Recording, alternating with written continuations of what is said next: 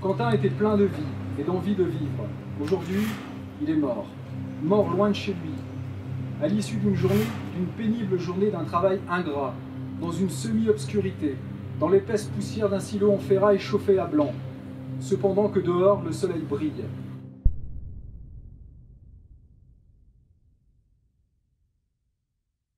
Ce jour-là, un rassemblement est organisé sur le parking du site agro-industriel de Bazancourt dans la Marne, quelques semaines après la mort de Quentin Zarahu-Brua, cordiste de 21 ans. Le 21 juin 2017, il est enseveli sous plusieurs centaines de tonnes de résidus de céréales dans un silo appartenant à la distillerie Cristanol, qui se présente comme un des leaders de la production de bioéthanol en Europe. Mais cet accident mortel n'est pas le premier. La tragédie que vit la famille de Quentin, nous l'avons vécue il y a 5 ans et nous savons combien c'est difficile. Un deuxième accident avait déjà eu lieu, juste à côté, cette fois dans un silo de sucre appartenant à Cristal Union. Arthur était aussi jeune que Quentin au moment du drame. Il travaillait depuis 1 an et demi en tant que cordiste. En mars 2012, Vincent Dequin, 33 ans, et Arthur Bertali, 23 ans, perdaient la vie dans des circonstances similaires. Marion Vernet était la compagne de ce dernier. Il avait l'avenir devant lui, mais cette mission a viré au cauchemar et lui a enlevé la vie. Ces 2 cordistes ne sont pas décédés par manque de compétences ou d'expérience en milieu confiné. Ils ont été prisonniers dans un lieu où la seule issue a été la mort. Nous sommes forcés de constater que la justice n'est pas la même pour tous. Pendant ces années d'attente, le géant agroalimentaire continue le massacre en toute impunité. Il faut dire stop et protéger la vie des ouvriers.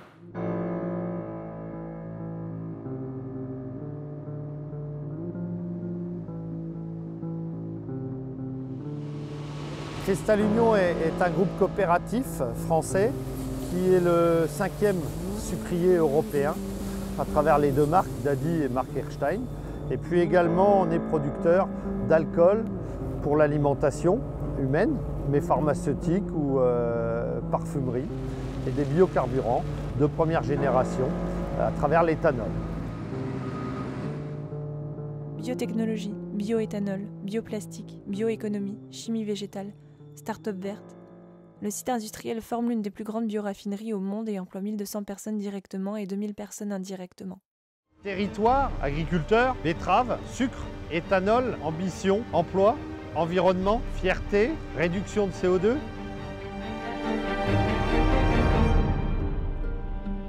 On se trouve actuellement sur le site de Bazancourt. Le site de Bazancourt transforme plus de 2 millions de tonnes de betteraves, une partie vers le sucre, mais également une partie vers l'alcool et l'éthanol, sachant qu'il faut 1 tonne de betterave pour faire 1 hectolitre d'alcool. 3 morts à 5 ans d'intervalle.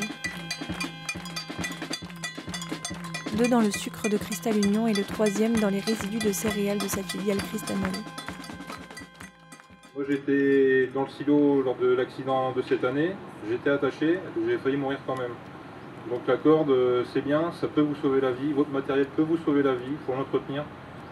Mais c'est pas une assurance touriste, on n'est pas là pour perdre la vie, on est là juste pour travailler. Notre employeur il est juste là pour nous faire travailler, il n'est pas là pour nous envoyer au carton. Et ben, pourtant c'est ce qui se passe, on a des entreprises qui font appel aux cordistes parce qu'elles ont ce savoir-faire. On vend des fois des prestations pour pas cher parce qu'un autre il va passer derrière, il va dire bah moi ça je le fais pour 1000, 10 000 de moins. Bah, qu'est-ce que vous voulez faire? Bah, on envoie des mecs qui sont pas forcément avec beaucoup d'expérience, ils ont fait leur formation, c'est déjà pas mal. Mais est-ce qu'après ils étaient capables d'y aller? Est-ce qu'on a mis tout en œuvre? Bah, ça, des fois ça passe et des fois ça casse et c'est malheureux. Résumons. Il y avait un donneur d'ordre, Cristal Union, qui passait par une société de nettoyage ou une entreprise de travaux en hauteur, qui passait elle-même par une agence de travail temporaire. Et au bout, donc, Arthur, Vincent, Quentin, qui étaient intérimaires, comme 4200 des 8600 cordistes en France.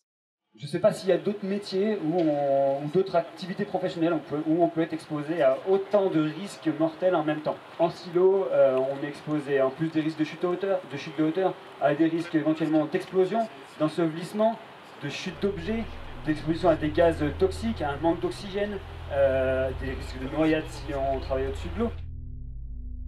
Rares sont les images des cordistes travaillant dans les milieux confinés et les silos obscurs et étouffants de l'agro-industrie. D'habitude, on vous les présente. Sur les toits de la Défense, le quartier des affaires. En haut des tours, sur des barrages, des éoliennes, au sommet de la tour Eiffel ou des plus hautes falaises, les cordistes vont partout. Ils sont 8500 cordistes en France, payés entre 1800 et 3000 € net par mois.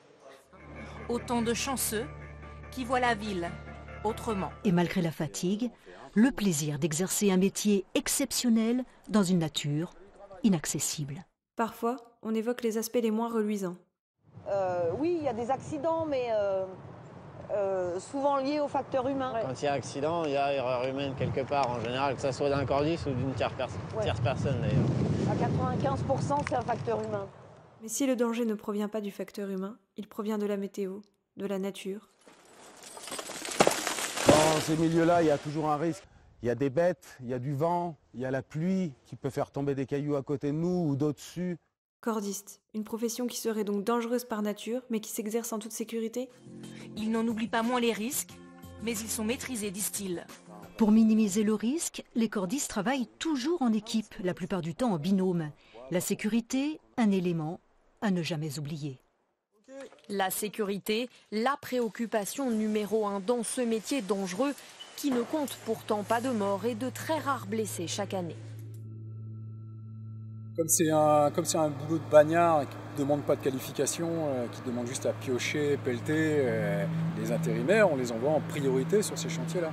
Tous les gars qui arrivent chez ETH, les premières missions qu'on leur donne à faire, à moins qu'ils aient une qualification autre qui leur permet de faire autre chose, c'est les silos, on les envoie dans les silos. Et après, on voit bien les gars qui tiennent pas, et la sélection naturelle, elle se fait comme ça. Toute la journée, pour 10,50 € de l'heure, Quentin cassait les blocs de résidus de céréales qui colmatent le long des parois en tapant à la pioche, à la houe, à la pelle, au marteau-piqueur. Éric Louis était du poste de l'après-midi, Quentin du matin. Ce 21 juin 2017, ils ne se croiseront pas. L'accident s'est produit à peu près, entre un quart d'heure et 20 minutes avant la fin du poste, en fait. Le silo était anormalement plein. On intervient normalement quand le silo... quand la matière s'est déjà suffisamment écoulée par les trappes, nous on vient pour décolmater ce qui ne veut pas couler, quoi. Et là, a priori, il était plus rempli de manière anormale pour qu'on puisse rentrer à l'intérieur. Et donc on ne voyait pas du tout les trappes, on ne voyait pas du tout où la matière s'écoulait ou quoi que ce soit. Donc ce qui fait que ça a apporté un contexte de danger. Mettons qu'il faisait une vingtaine de mètres de haut, je dirais. Jusqu'en haut, il était bien rempli facilement aux 2/3. Sur les 5 membres que comptait l'équipe de Quentin, tous étaient intérimaires, débutants et à peine formés. Cordiste depuis quelques semaines, Anthony Pouille effectuait sa toute première journée de travail à Bazancourt, le jour de l'accident. Appelé en renfort, la veille pour le lendemain, il descendra dans le silo sans même avoir reçu le point accueil sécurité qui s'impose. Vraiment une atmosphère très poussiéreuse, vraiment ça faisait comme un brouillard toute cette poussière, on voyait pas grand chose. Donc ouais, c'était un petit peu oppressant, et puis je me sentais pas super en sécurité, mais bon, comme les autres le faisaient, et puis qu'ils avaient l'air plutôt cool et puis sereins, je me suis dit, ouais, c'est l'apparition du débutant. De toute façon, en travaillant, après on n'y pense plus trop, quoi. Alors que Quentin et Anthony sont sur la drèche, ils ont l'impression que le sol se dérobe sous leurs pieds. Comme si les trappes de vidange, par là où la matière s'évacue, avaient été actionnées. Visiblement, il y a une corde qui s'est coincée dans la matière, dans une trappe. Il a essayé de l'enlever, il n'y arrivait pas. Et puis tout à coup, la matière s'est mise à couler, il est parti dans la matière. Là, il y avait Anthony qui était avec lui, qui a essayé de le rattraper tout de suite. Et il n'a pas pu. Très vite, Quentin s'est retrouvé complètement enseveli dans la matière. Toujours en sachant que dans les silos, comme il n'y a pas de trappe d'aération ni d'ouverture, il fait complètement noir et les gars ils bossaient à la lampe frontale. Donc ça ajouté à la poussière, en fait on devinait simplement l'ombre de Quentin dans le silo. Tant que j'arrive à hauteur de Quentin, il avait déjà disparu. Donc il y avait sa lampe frontale allumée, tout ça. La dernière fois que je l'ai vu, en fait, il y avait les mains en l'air et puis ça passait. Et puis en quelques secondes, plus de Quentin, quoi.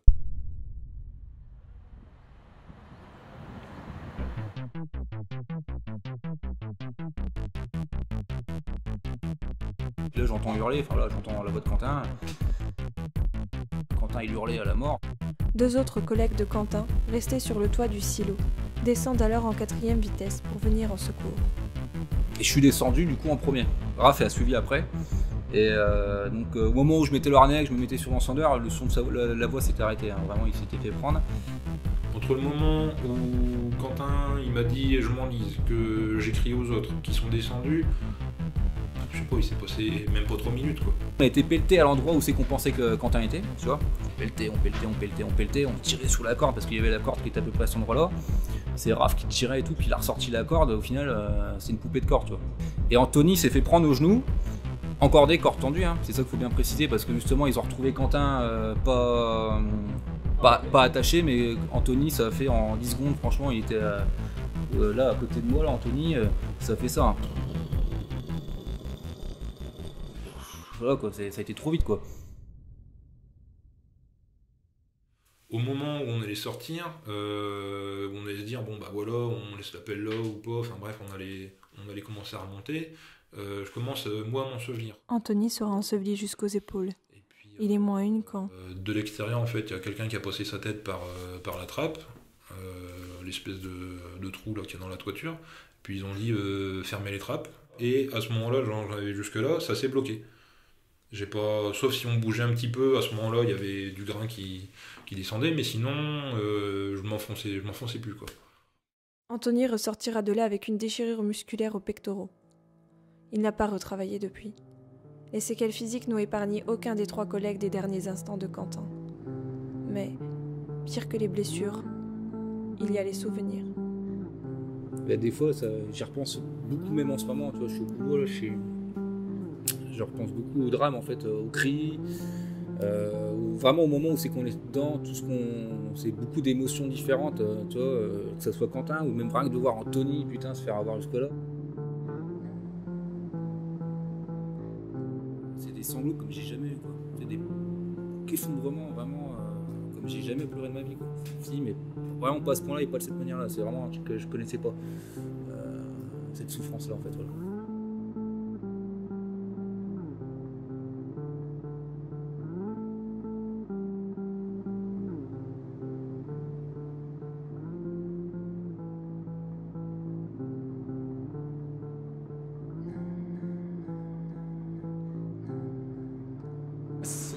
Quentin est parti, s'est fait aspirer par la matière, c'est qu'il y a une trappe qui s'est ouverte et il y a forcément quelqu'un qui a piloté la trappe, ça c'est clair. En salle de contrôle, il y a quelqu'un qui a piloté la trappe.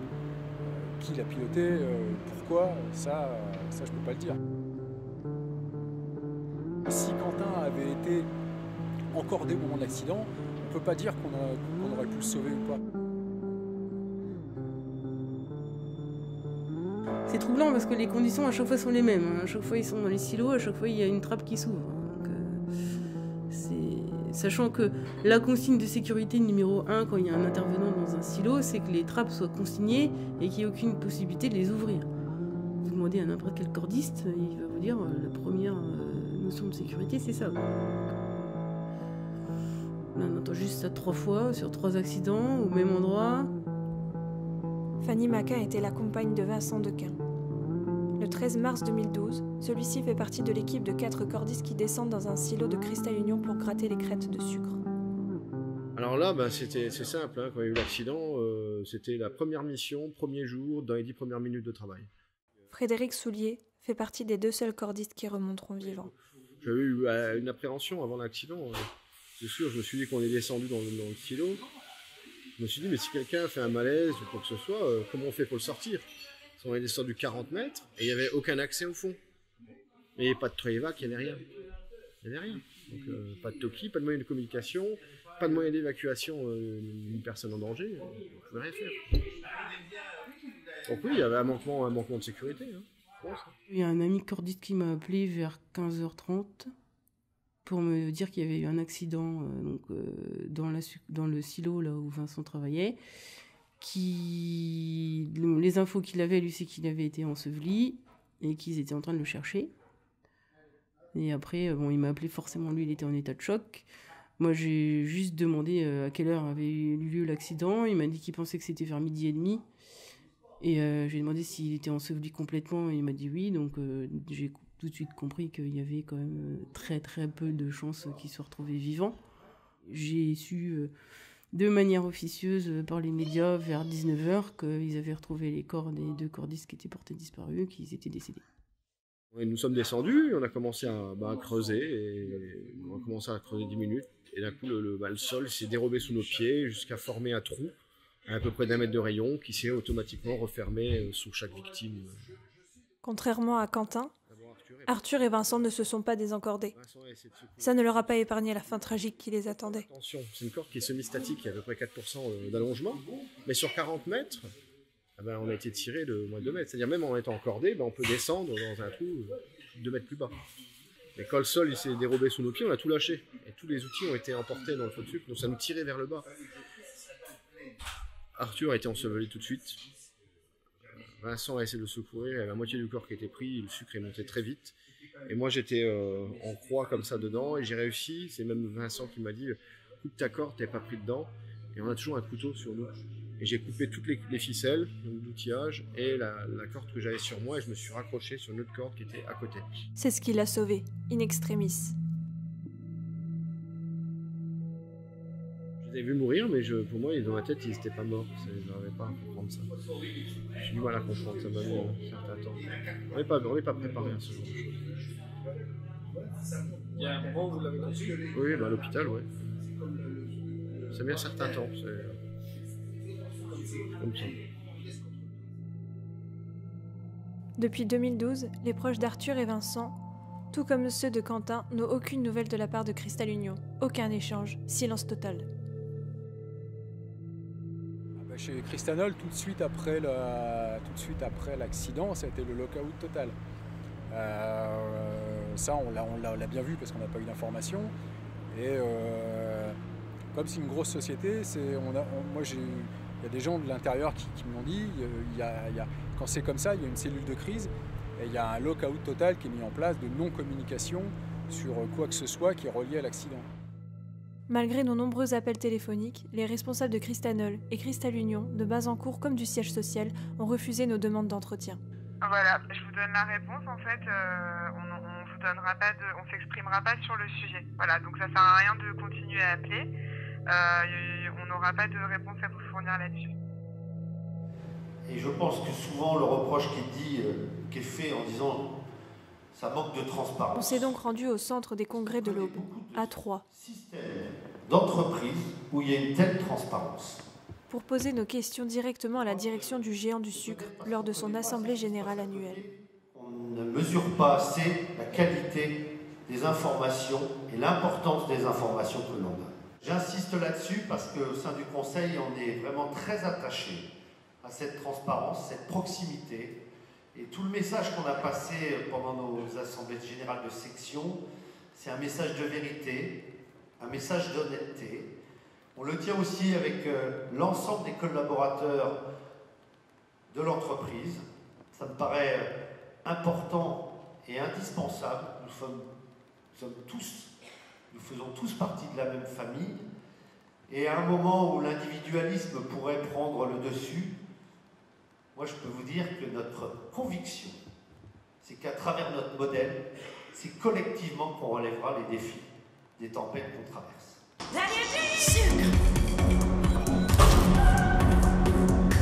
Mais qu'est-ce qu'elle a dit, Daddy?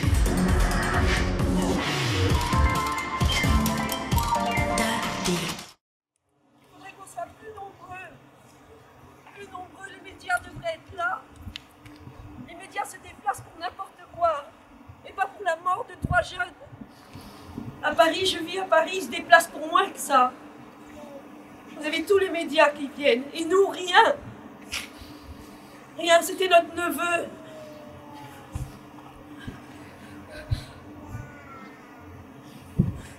Je veux simplement vous dire, en étant direct, dans les conférences de presse hier matin, on a présenté le compte.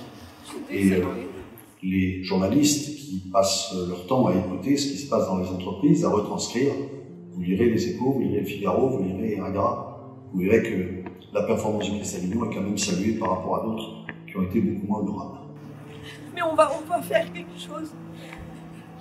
Moi, je ne veux plus rester comme ça, avec cette douleur. La moitié de ma famille n'a pas voulu venir, tellement ils ont le cœur retourné, ils sont tristes.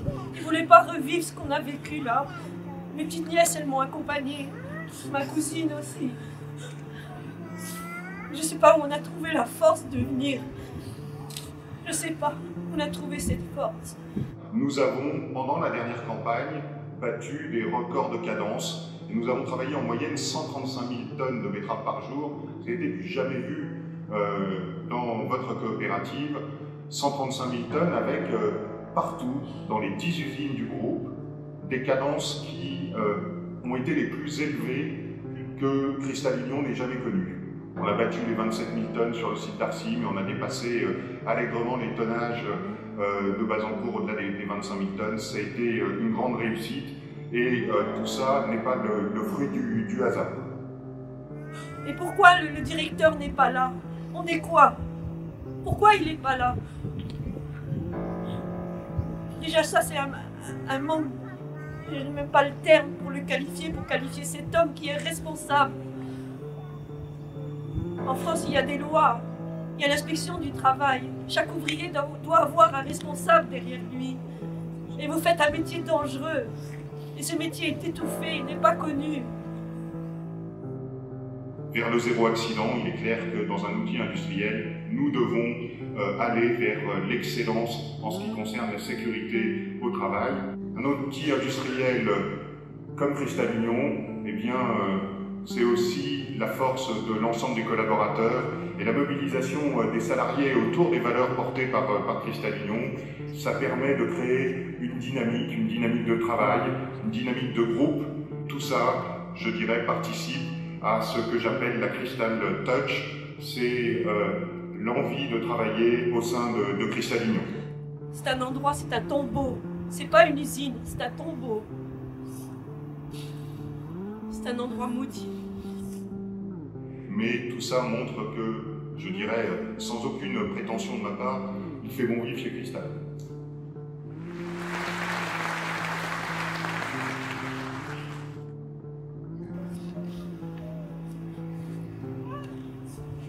Alors je vous dis, prenez soin de vous.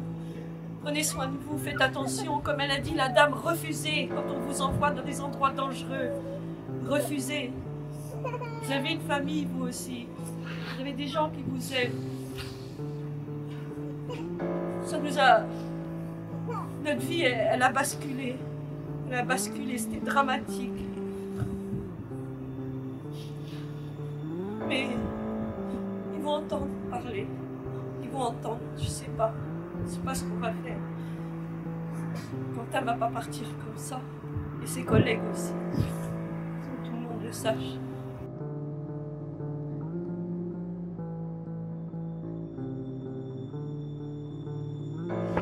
Pour un débrief, journaliste indépendant, ma question est la suivante. Est-ce que vous connaissez Quentin Zarouin, Arthur Bertelli et Vincent Dequin, monsieur Debois? Est-ce que vous connaissez ces trois noms? Est-ce que vous connaissez le nom de Quentin Zarouin, Arthur Bertelli et Vincent Dequin? Non, pas ça.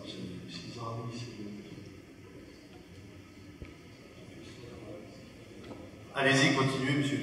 Donc c'est trois ouvriers, trois jeunes cordistes qui avaient 21 ans, 23 ans et 33 ans qui sont morts dans les silos à sucre de Bazancourt, les silos de Cristal-Union. Ils étaient dans l'équipe de Quentin Zarouin qui est mort le 21 juin 2017. Ils étaient tous intérimaires, débutants et à peine formés. Le lendemain de la mort de ce jeune homme, le 22 juin 2017, vous publiez votre chiffre d'affaires de 2,5 milliards d'euros pour les 7 derniers mois, votre forte rentabilité, comme vous l'avez rappelé aujourd'hui, votre excellente situation financière de votre coopérative. Est-ce que c'est ça la politique de votre groupe coopératif, M. Boran? 3 morts en 5 ans, 2,5 milliards d'euros de chiffre d'affaires. Et quelle est votre réaction par rapport à ces 3 morts en 5 ans qu'il y a eu sur le site de Cristal-Union, dont vous n'êtes visiblement pas au courant? À l'avenir, ça ne sait pas. Oui. Moi, c'est Alain, je vais répondre. La chose que je peux dire, monsieur, c'est que et je pense que tous les salariés qui sont dans cette salle, il y a une véritable âme au sein de Cristal Union et une vraie préoccupation et un vrai souci vis-à-vis des conditions de travail et du travail au sein de Cristal Union. Excusez-moi, je vous ai laissé parler, vous me laissez répondre. Évidemment que je suis au courant, évidemment que je suis au courant, évidemment qu'on a manifesté des soutiens et qu'est-ce que vous voulez que je vous dise? Dans la vie des entreprises, il y a ce type d'accident. Ça peut arriver, malheureusement ça peut arriver. Et on le déplore. On le déplore. Monsieur, s'il vous plaît, on va pas non, mais je passer. Oui, moi vous me laissez répondre, s'il vous plaît. Et donc, pour conclure sur ce propos que vous tenez, qui, quand vous avez une remarque comme ça, monsieur, vous voyez, ça fait partie du débat qu'on avait tout à l'heure aussi. Pour utiliser, monsieur, s'il vous plaît. Ils sont enterrés sous des centaines de tonnes de sucre et de neige. Moi, je suis en train par rapport aux familles. Vous me dites que Cristal Union a réagi depuis 2012, ces familles. Monsieur, s'il vous plaît, vous rendez le micro, on va arrêter parce que nous, on a le souci du social, on a le souci de l'être humain, on a nos valeurs humaines. Arrêtez avec ça. Dans des silos, dans une chaleur étouffante, une obscurité totale.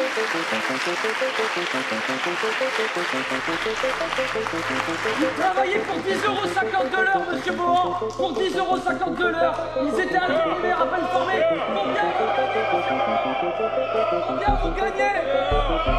Ils travaillaient pour 10,50 € de l'heure. Et ils sont morts par votre groupe pour vos 2 milliards d'euros de chiffre d'affaires. Je voudrais juste vous poser une dernière question.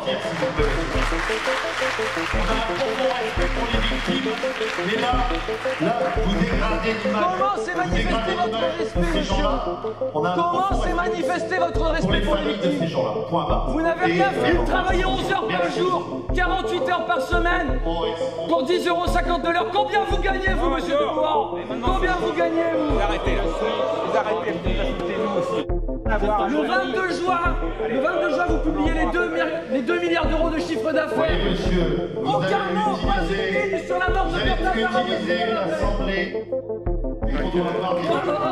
Touche pas ma caméra, toi. Tu touches pas ma caméra. Tu lâches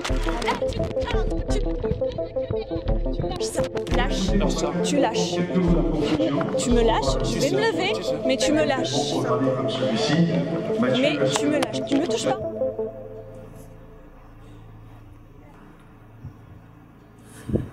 Mais on va bouger. Je suis désolée, on va bouger. Ça mettra le temps qu'il faudra.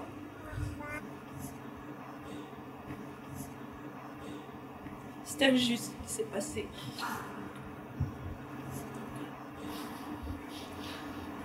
Mais ils vont entendre parler.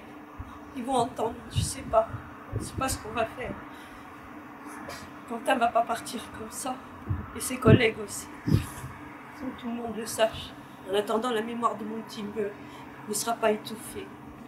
Et même la mémoire des autres hommes qui sont partis, elle ne sera pas étouffée.